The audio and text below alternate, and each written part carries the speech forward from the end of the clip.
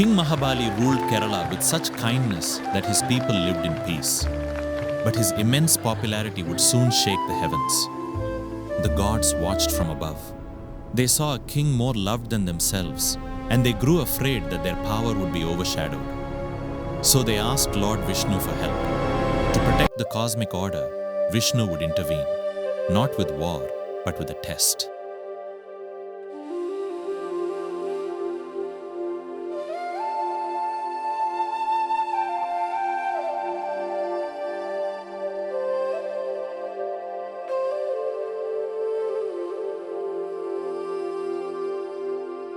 Once a year, in Kerala, the air smells of flowers, coconut, and the quiet excitement of a king's return. Families begin before dawn, arranging soft petals at their doorsteps to welcome someone they have loved for centuries. Each lamp is not just light, it is a sign. The door is open, the heart is ready, and the home waits. Inside the home, banana leaves are spread, and the feast grows, one dish at a time. This is Kerala, a land of backwaters, coconut palms, and fields that stretch like oceans of green. Onam is a 10-day harvest festival, a time when the whole Malayali world gathers in gratitude and joy. But Onam is more than food and flowers. It is a story of a king who was loved so much. His people still wait for him.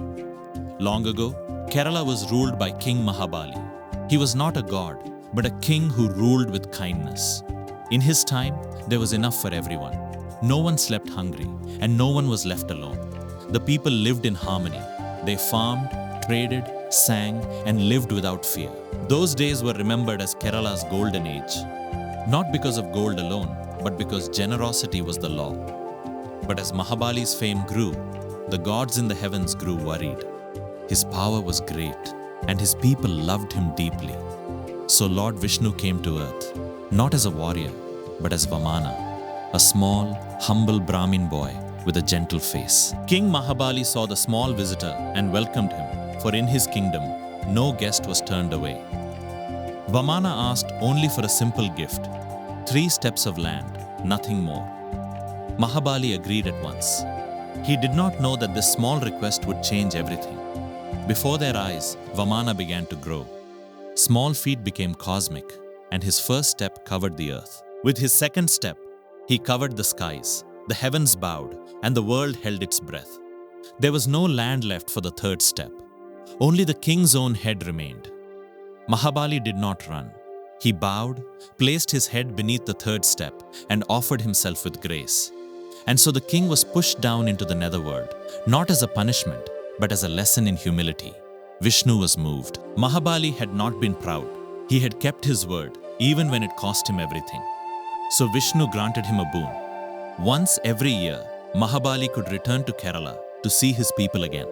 It was not a crown he was given, but something more precious, the love of a people who would never forget him. Each year, when Chingam comes, Kerala wakes with the same question.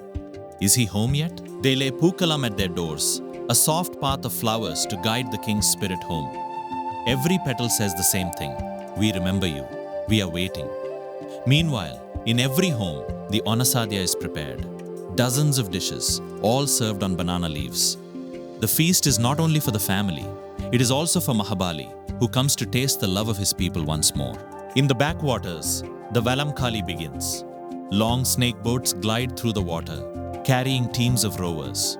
They row in unison, their movements like one heartbeat, celebrating the energy and unity of Kerala. In the streets, Pulakali dancers appear, painted as tigers, bright and fierce, but full of joy. The tiger dance is energy made visible, color, rhythm, and the wild happiness of a festival that belongs to everyone. Inside the courtyards, women gather for Thiruvathaira, dancing in a circle around a lighted lamp. Each step is a prayer, each smile a greeting, and each circle a reminder that life is meant to be shared. For children, Onam is magic. Flowers, food, dances, and the quiet belief that a beloved king might walk among them. Neighbors share food, families visit, and everyone becomes part of one large, celebrating home. Onam does not ask who you are.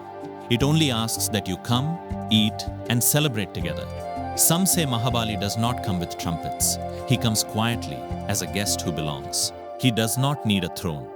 He only needs to see that his people are still living in kindness, harmony, and plenty. As evening falls, the lamps glow brighter, and the pookalam holds its colors under the darkening sky. A family stands at the doorway, smiling toward the dark, as if welcoming someone only they can feel. Onam is not only a story from the past, it is a yearly promise that generosity never truly dies. It reminds people that a golden age is not something only in old stories. It is something they can build every day. For 10 days, Kerala does not just remember the golden age, it tries to live it again.